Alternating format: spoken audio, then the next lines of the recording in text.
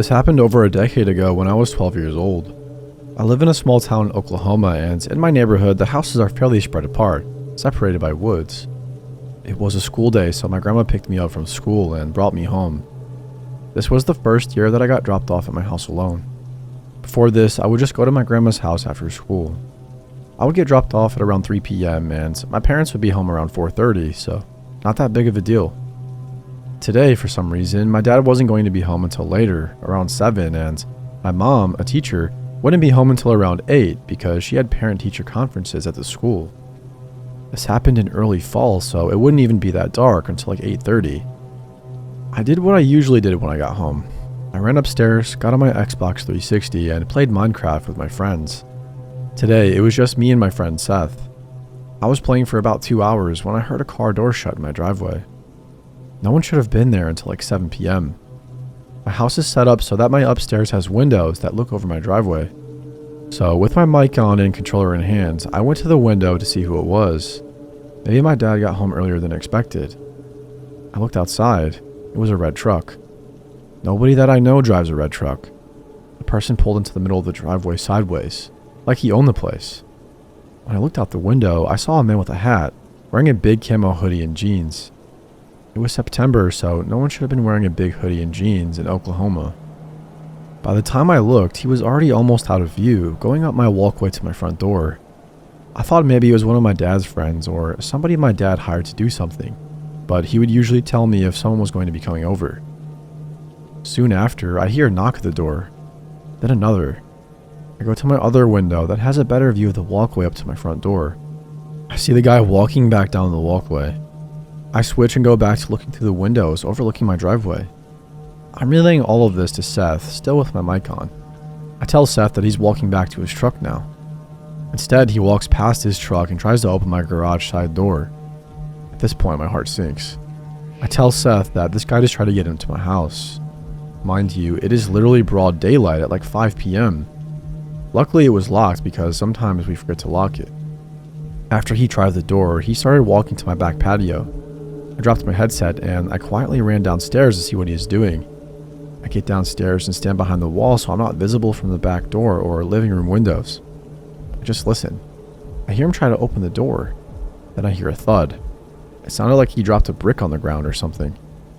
At this point, I'm more scared than I've ever been in my life. I wanted to call my parents or grandma, but I didn't have a cell phone yet. The only phone in the house was in my kitchen. I would have to cross my living room to get there, and you'd be able to see me if I went in there. A few seconds after the thud, I peeked around the corner and he was gone. I ran back upstairs and put my headset back on, telling Seth that he just tried to open the back door as well. As I'm telling him this, I hear a car door shut. This time when I look out the window, he finally gets in his truck. I looked at the truck closer, and I noticed the only thing he had in his truck bed was a crowbar and a shovel. He sat in his truck for what felt like a few minutes. During this time, Seth told me to get my iPod and take a picture of his license plate.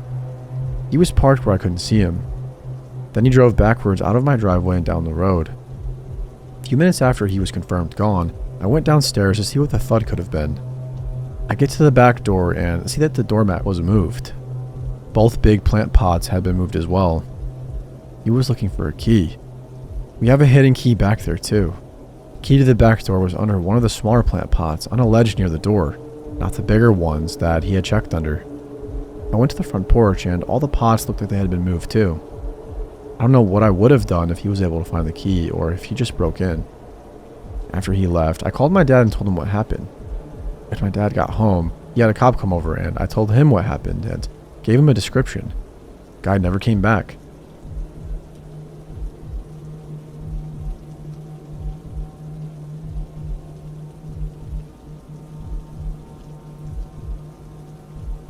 About 3 days ago, when my mother had left to meet my grandparents who lived abroad, my brother decided to celebrate his summer freedom by going to a local market and picking up a number of bootleg games for our PlayStation 2. We'd had the console equipped with a chip that enabled us to play fake games since the originals were far too expensive to keep buying. That night, we decided to sit down and play one of the games. It was supposed to be a copy of Silent Hill 2, but when we popped the CD into the console, we realized that it was actually a regular DVD with some videos on it. My brother and I, along with a friend of ours who was present, decided to watch the first video and see how entertaining it was. with a resolution that in the morning the DVD would be taken back to the guy who sold it to my brother in the first place. The first video was a 10-minute shot of a secluded road. It seemed to be extremely late, and in the shot there was a pair of young women. They seemed a bit tipsy, and the camera followed them at a distance as they walked around the neighborhood and then finally into a building. The next clip was more unnerving than the last. Two hands were using a lock-picking set to try and open a door. All three of us watching inhaled sharply as the lock clicked and the door swung open. There was an unsettling silence as the camera person slid into the house quietly. As the camera panned to record the living room, the person behind the camera began to pant heavily. They then began to make their way into the house. Having found the bedroom, they walked inside, still breathing heavily, then zoomed in on the sleeping woman's face. We recognized her as one of the tipsy women from the earlier video. A hand bearing a knife suddenly appeared on the screen and began caressing the sleeping woman's cheek with a knife. The other hand pulled the covers back and started to grope the woman. The knife slowly slid down from the woman's cheek to her throat. All this time, the camera person was breathing heavily. Then the video ended. There were more videos of women being followed and then of houses being broken into. We guessed that the houses were probably those of the women that the voyeur had been following. We watched all of them, getting more and more freaked out, until I realized the woman being followed in the last video was my mother. Judging by her clothes, it had been shot a few days ago, probably the very day she had left for the airport. I began to panic.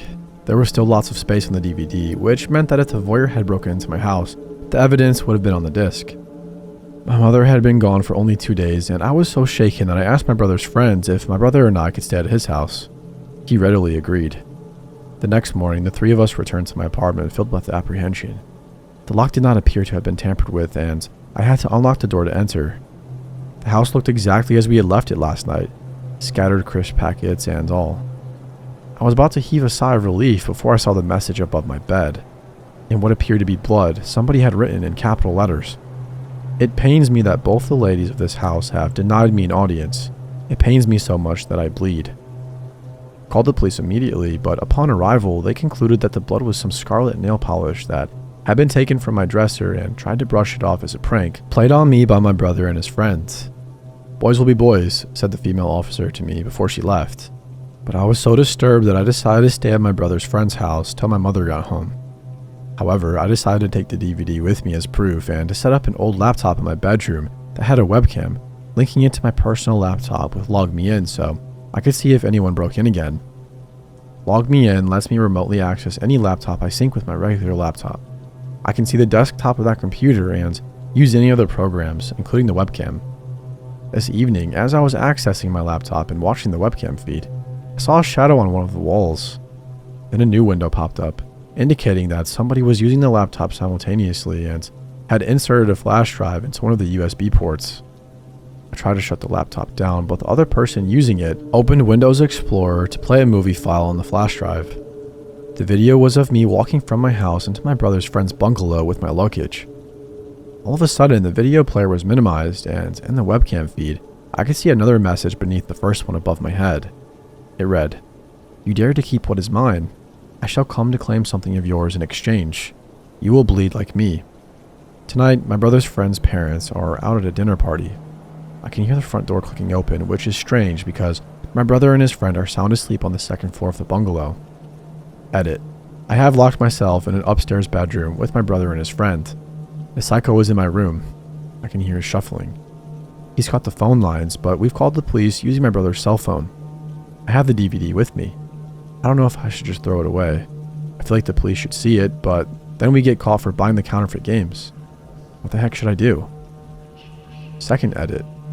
Can't say much, but the good news is that the cops are here at my friend's house and we all have to go to the station. The bad news is that the DVD broke. I'll try to post something soon.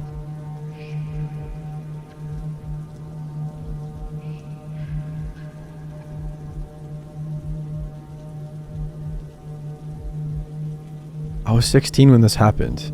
It was the summer of 2015 and my parents had gone to the Keys for a week-long vacation.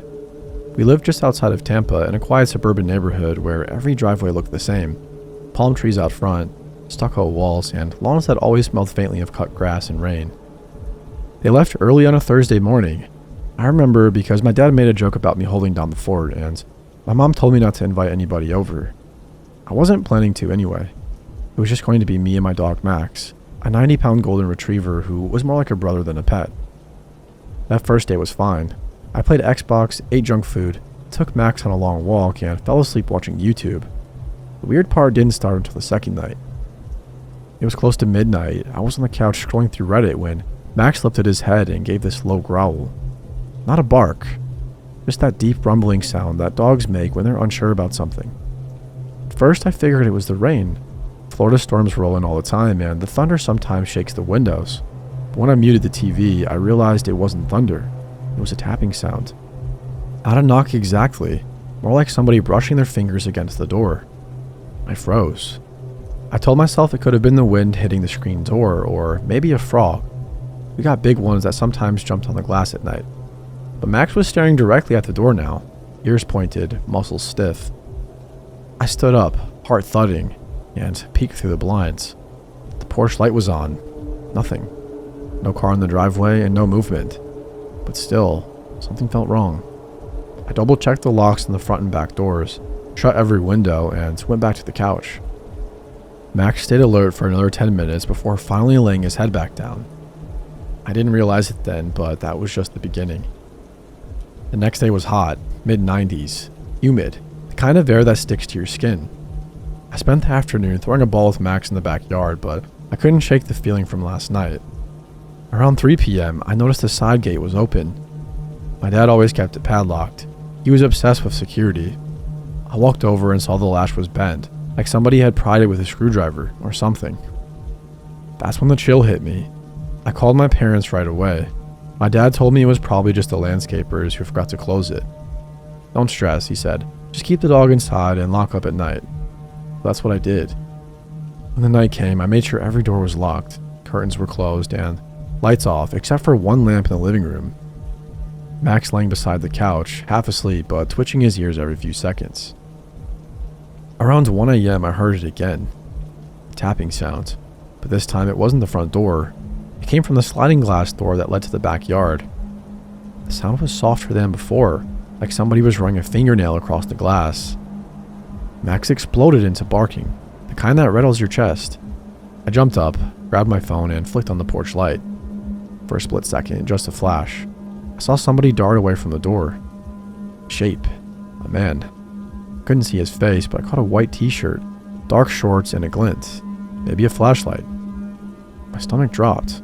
I called 911 immediately, trying to sound calm even though my voice was shaking. The dispatcher told me to stay inside and keep the doors locked, and that an officer would be there soon. It took them about 15 minutes to arrive. By then, whoever it was long gone. The cop checked around the yard, found nothing but a few footprints in the sands near the fence, and told me it was probably a prowler. Happens sometimes, he said, especially around the weekends. I couldn't sleep that night, and neither did Max. By Sunday, I was paranoid. I checked every corner of the house before dark, locked the doors twice, and even blocked the sliding door with a broom handle. Around 11 p.m., I turned off the lights and went to bed. Max curled up beside my bed like always. I woke up to the sound of gravel crunching. It took me a second to register what it was. The driveway. Somebody was walking up the driveway. Then came the unmistakable creak of the side gate opening. My heart slammed into my chest. I reached over and grabbed the aluminum bat I kept by my bed. Max was already up, hackles raised, teeth bared. The footsteps moved slowly across the backyard, then stopped right outside my bedroom window. Then another sound. Whisper. It was faint, muffled through the wall, but I swear I heard somebody say, "Come here, boy." Max went ballistic. He jumped at the window, barking so loud it made my ears ring. The voice vanished. I waited for what felt like an hour, every muscle in my body tense, but no more sounds came. At dawn, I walked outside with Max. The grass was wet with dew, and near the window I saw fresh footprints. Bare feet. That's when I knew this wasn't random. Whoever this was, they wanted inside. I didn't want to tell my parents because I knew they'd cut their trip short. But by Monday night, I was exhausted, jumpy, and ready for it to be over. I fell asleep around midnight with Max on the floor beside the bed. Around 3 a.m., the sound that woke me up wasn't tapping this time. It was literally glass shattering. The sliding door. I bolted upright. Max lunged out of the room before I could grab him, barking like a maniac. My heart pounded so hard I thought I might pass out. I heard heavy footsteps, somebody running inside the house. The air smelled like wet grass and sweat. I grabbed my phone and the bat and crept toward the hall. "Max," I whispered, but his barking drowned me out. Then came a thud. A man's voice. Low, angry, and close. "Shut up, dog." The sound of a struggle. I turned the corner just in time to see a man in a dark hoodie and jeans in the living room, wrestling with Max. The guy was swinging something, maybe a crowbar. Max was clamped on his arm though, refusing to let go. The man yelled in pain and slammed Max against the coffee table, but Max didn't stop. He kept biting, growling, and dragging the man backward. That's when adrenaline took over. I charged and swung the bat as hard as I could. It hit his shoulder with a crack, and he screamed, stumbling toward the door. He yanked free, bolted out the shattered slider, and disappeared into the yard. I slammed the broom handle back into the track, locked the door as best I could, and called 911 again. Voice cracked so bad that the dispatcher had to ask me to repeat the address twice. When the cops arrived, the guy was gone. They found a trail of blood leading across the yard to the fence. Then nothing. Max had a cut on his ear and a limp, but he was alive. The police stayed for over an hour, taking fingerprints, photos, and everything. One officer told me I was lucky the dog was there. That could have been a lot worse. I didn't argue. My parents got home that afternoon. My mom broke down crying when she saw the broken door, and my dad hugged me tighter than he ever had before. For the next few days, the police patrolled the neighborhood. They said a few houses nearby had reported somebody trying to break in over the past week, mostly during late hours, always when people were home alone. 2 days later, I got a call from the detective handling the case. They had caught him. A man in his late 20s had been arrested just a few neighborhoods over after trying to force his way into yet another house. He matched my description. Same hoodie, same build, and had deep bite marks on his forearm. He had priors for burglary and assault. When they asked how he got hurt, he said a dog went psycho on him. Damn right he did. It's been 10 years since that night, but I still live with the image burned into my memory. The man's silhouette in the dark, Max's fur bristling, the sound of glass breaking. People always talk about instincts, but I think animals sense evil before we do. Max knew from the very first tap on the door that something wasn't right. Unfortunately, he died 3 years ago. Old and tired, but still protective to the end. I buried him under the oak tree in our backyard. The same yard where he saved my life. Every once in a while, I'll wake up in the middle of the night when the wind rattles the window or the rain hits the glass, and I'll think about that summer. The broken gate, the whisper outside. And I'll remember how close I came to being another name in a newspaper headline, if it hadn't been for a good dog who refused to back down.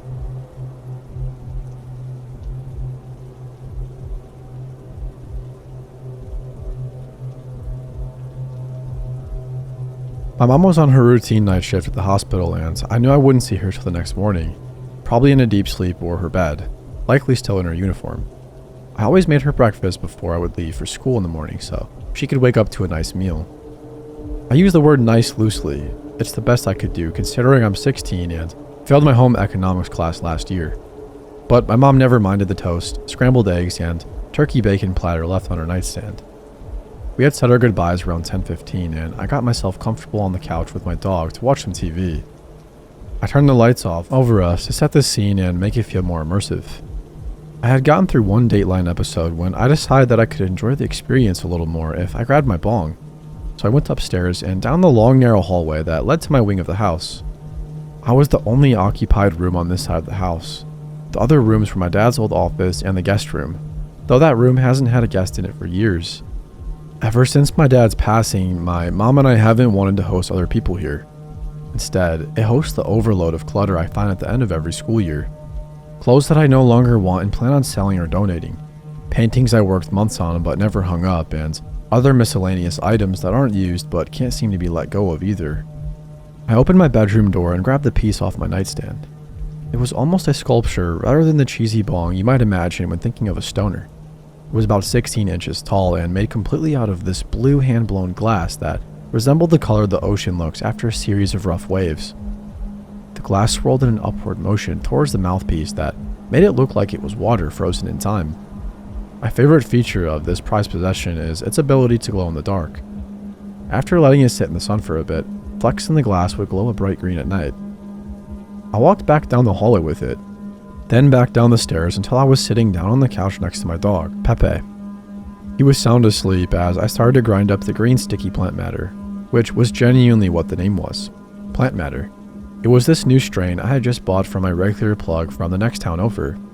He had told me he just recently got a limited supply of this stuff and asked me if I could be one of his test subjects to see if he should buy more. Without hesitation, I agreed. Discounted weed just to give my feedback. I'd be a fool not to take that offer, so I did. Holding it in my hand, I saw a multitude of colors that reflected off its crystals. It's common to see colors like purple and orange, but this stuff had shades of red, blue, and pink. Odd, I thought.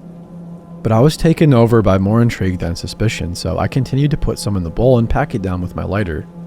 After the first inhale, I got the taste of ordinary weed, but it was soon followed by a slight trace of citrus. It was pleasant. I was paying extra attention to the experience so I could give a good detailed report back to the plug, like he had asked. About 15 minutes went by. Dateline was still playing and the specific episode seemed to be extra interesting to me in my new hazy state. The cushions beneath me started to almost mold to my body. I felt as though I was sinking, yet weighed as light as a feather at the same time. My eyes started to get dry and trying to keep them open became more of a task than a natural ability at this point. As I slowly started to move my eyes behind my lids, I realized that I had fallen asleep. It must have been for quite a while because I felt so sluggish, like it used all the strength within me just to be able to fully open my eyes. The lights above the living room were still off, like I had left them, but all the others on the downstairs floor were too. Something I had not done. It was now pitch black everywhere except for the surrounding area where the light emitting from the TV could reach, which was not very far. The second thing I noticed was what sent a cold chill running through my body and caused my heart to stop momentarily. I was paralyzed. I was physically unable to move any part of my body other than my eyes, tips of fingers, and toes. I was only able to produce slight twitches, but it took so much strength out of me to do so. There I was, almost completely paralyzed, unable to move or scream for help while the TV continued the program like I was still an attentive, consenting viewer. Pepe was still sleeping soundly beside me, blissfully unaware of the living hell I was experiencing, just inches away from his sleeping little head. I tried reaching for him. Maybe he would wake up and sense my distress, and then what? I thought to myself. What the heck could happen next that would possibly help me in the situation? The answer was nothing. I felt as though Keith Morrison was now mocking me, and the couch cushion below that, once felt made for me, was now stiff and cold, as if every fiber in the fabric was rejecting contact with my body. I reasonably started to panic, not because the realization of my situation was settling in, but because I heard a creak from upstairs. I knew this house like the back of my hand. It's the only house I have ever lived in, so I knew that each floorboard had its own distinct creak. And this one I recognized as the top of the stairs. Somebody was in my home and they were standing at the top of the staircase that led directly to the room I was in. Each crack that followed the last made my eyes water. The fear I felt distorted each sound to resemble what I might imagine a rib being snapped in half would make. Hearing the footsteps slowly descend the stairs made my stomach turn and my body want to writhe in pain from the inside out. Staring at the one visible stair from my position on the couch made me want to retreat backwards and find security in the couch. I did not want to see the intruder, the person who would be able to have their way with me in such a vulnerable state. But I could not rip my eyes from the stairs. I knew danger was coming, but I just couldn't look away. If somebody was going to do whatever evil they intended, I was going to see it, approaching, whether or not I truly wanted to. Seconds felt like minutes. My heart raced so fast that each beat felt moments apart. I was dripping in sweat, even though my body couldn't move. The sound from the TV gradually faded away and was replaced with a long piercing ringing in its place. The creaks that belonged to the stairs near me echoed as the unidentified subject's weight pressed down on them. Through the dim lighting, I made out what seemed to be a shadowed hand gripping the side of the wall that obstructed my view of the stairs and the person on them. What broke the moment of silence was the faint muffled scream coming from the back of my throat. It was the only amount of sound I could muster up in my frozen state. I was a deer in headlights, the perfect victim for any predator. It was hard to say whether I was still paralyzed or if it was the sheer terror I felt in that moment that was responsible for my immobilization. The hand methodically lifted its fingers and slowly tapped each one of them back down, creating a sickening drumming sound. One, then twice, then 3 times the lone hand strums before the rest of the body became slightly illuminated when it moved to the last and final stare. As its entire form was revealed, my wide eyes trailed up to about 8 feet in the air. It was gigantic. Its arms were as long as its height, and the creature's face had a mouth that stretched from side to side. It wore a gut-wrenching expression that could only be described as a smile due to the fact that it had no teeth. Just a huge mouth stretched to gape with bleeding gums that dripped down to my wood floors. To me, it was an indication that this was not a figment of imagination, but a real dangerous threat, and I needed to step into action immediately. The thing let me soak in its disgusting appearance fully so that its next performance was all the more terrifying. It produced a series of guttural, horrid sounds that could only be described as its laugh. It witnessed me using every ounce of energy I had in my body to just cry out or move, finding amusement in my distress. All I could do was cry silently. My eyes streamed with tears while I stared unblinking at the creature that slowly approached me like a lion would its wounded prey. It was just feet away now. Its long arms dangled behind its moving legs, dragging along the floor, still drumming its fingers to that nightmarish beat. The creature moved at a slow pace, taking advantage of my paralysis. It knew that dragging out this hellish scene would make the kill all more satisfying for its demented desire.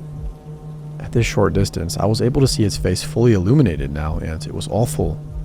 Still smiling with its red gums, its small eyes were as red as its anatomy allowed, and their gaze never left mine. It had a nose, but it was just 2 holes that looked like they were hand-poked by whoever created this awful thing. It was almost as if it were human, but the devil seemed to have poisoned this one. It was now close enough to smell my fear and see the glint of hope for survival fading in my eyes. I had to do something. Anything that would make me feel like I at least tried to fight for my life. That's when I saw it in the corner of my eye. This faint green glow is just inches away from my frozen hand. My bong. Amongst all the chaos, I forgot about it, but something within me screamed at me to try to move again. So I did.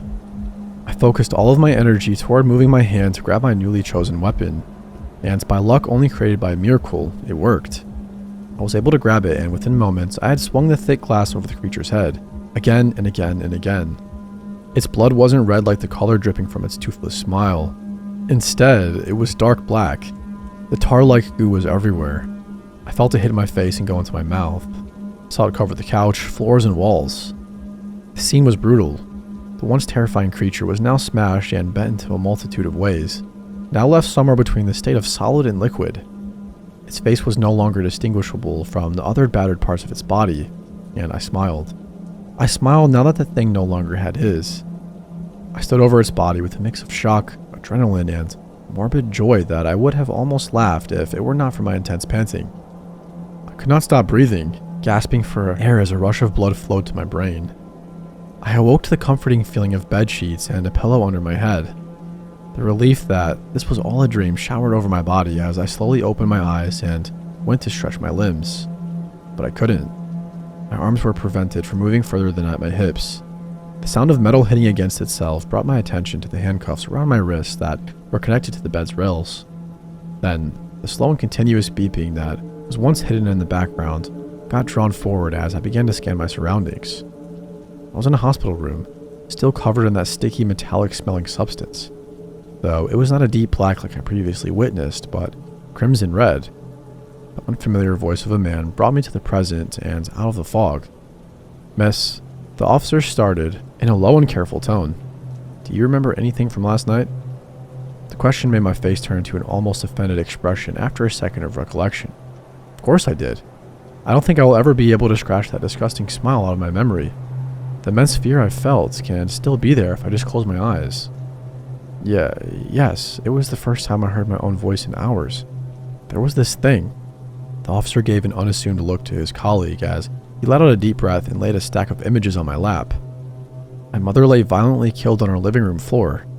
If it weren't for her nursing uniform, I wouldn't have been able to tell that it was even human due to the unnatural state of anatomy she was in. Before I was able to even process what the officers were insinuating, I screamed. I screamed so loud that I felt my dry vocal cords rubbing against each other and let out a flood of tears that assisted the sobs of confusion, sadness, and anger. Out of my harsh cries, I recognized a hauntingly familiar sound. I looked up to see the officer drumming his fingers on his notepad and watched as his mouth started to stretch into that distinct, disgusting, and unforgettable toothless smile.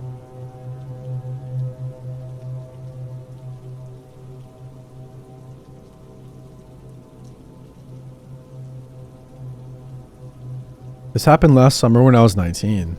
It was a Friday afternoon and I had the day off work. I lived with my girlfriend in a small duplex outside of Knoxville, Tennessee. We moved in just a few months earlier and didn't know many of our neighbors yet. She was working a long shift that day, so I had the house to myself. Around 1 p.m., I was sitting at my desk in the living room, trying to finish an online course for work when I heard a knock at the door. It wasn't a light, polite knock, it was the kind where each thud rattles the wood. I assumed it was a delivery driver because we order stuff all the time. When I opened the door though, there was no truck or van in sight, just a man standing on the porch holding a medium-sized cardboard box. He looked maybe in his mid-40s, scruffy, wearing jeans and a faded orange polo. No uniform, no logo on the box, no clipboard, nothing official about him. Delivery for, he squinted at the label. Logan Miller? That's me, I said, though something about his hesitation threw me off. He handed me the box quickly, then nodded and walked off down the street instead of to a vehicle. I remember watching him until he turned the corner and disappeared behind another house. I stood there for a second, uneasy. The box didn't have a shipping label or any kind of branding, just my name written in black marker. No address, no return, nothing. I took it inside anyway and set it on the kitchen counter. It wasn't heavy, maybe just a couple of pounds at most. My curiosity won over my suspicion, so I grabbed a knife and cut it open. Inside was a single Polaroid picture. It was a photo of me standing in the driveway, taken just seconds before I'd opened the door. I remember staring at it for a solid minute, my hands starting to shake. Then I grabbed my phone and went out front, scanning the street. There was nobody around. The neighborhood was quiet, with just the sound of cicadas in the trees. I called my girlfriend right away. She told me to lock the doors and call the police. I felt dumb doing it, like maybe it was just some stupid prank, but I called anyway.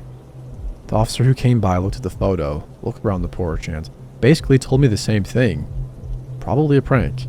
You'd be surprised what bored teenagers get up to, he said. He took the picture, filled out a quick report, and left. I tried to shake it off, but I couldn't focus on anything the rest of the day. I double-checked every window, every lock. By the time it got dark, I'd calmed down a little. My girlfriend got home around 8, and I told her everything again. She thought it was creepy, but agreed with the cop. Probably some local kid trying to freak people out. That night, I set the box outside in the trash and went to bed. At around 2:30 a.m., I woke up to a soft thump. It came from the porch. I sat up and listened, heart pounding. Another thump. This one louder, followed by the faint sound of footsteps on the wood. I grabbed my phone, opened the blinds just a crack, and looked out. There on the porch was another box. I could barely make out a figure walking down the street again. Same build and same weird pace. I didn't go outside. I called 911 immediately and told the dispatcher what was happening. She said that an officer was on the way and told me not to open the door. The minutes felt like hours. I just stood there watching through the blinds, waiting. By the time the police arrived, the man was long gone again. This time though, the box was bigger. The officer, a different guy this time, opened it outside with gloves. Inside were more Polaroids, maybe a dozen of them. Each one of them showed the outside of our house, different angles. Some from the backyard, and the last one, taken through our living room window, showed me sitting on the couch. That was the moment the officer's tone changed. He told us to pack a bag and spend the night somewhere else. We drove to my girlfriend's parents' place and stayed there for a few days. While we were gone, police increased patrols around the neighborhood. They told us they'd check the footage from the nearby doorbell cameras. A few days later, I got a call from the detective assigned to the case. He asked if I'd noticed anyone doing lawn or pest control recently, anybody with access to yards or fences. Apparently, one of the neighbors a few streets over had reported a man pretending to work for a pest control company. He'd been knocking on doors asking about recent rat sightings, taking photos around homes, then leaving without ever doing anything. They suspected it might be the same person. A week later, they called again, and they finally caught him. He was a 47-year-old man named Raymond, a former maintenance worker who'd been fired from another rental company months before. According to the detective, he'd been breaking into homes around the area, not to steal but to leave small gifts, photos, trinkets, random items as part of some kind of obsession. When they searched his van, they found dozens of boxes, each labeled with addresses of homes in our neighborhood, including ours. And in one of the boxes was another stack of Polaroids. The most recent ones were of me and my girlfriend sleeping in our bed. They never found out how we got those shots. None of those windows were tampered with, and the doors had stayed locked. The detective said the guy had an older master key set used for maintenance work years ago, and some of the locks in the neighborhood were never changed. We moved out less than a month later. I still don't know how long he'd been watching us or how many nights he'd been close enough to take those photos without us hearing a thing. Now, every time I see a plain cardboard box on somebody's porch, I feel that same chill run down my spine. Because the scariest part isn't that he took pictures, it's that he handed one to me personally, and I didn't even realize until it was too late.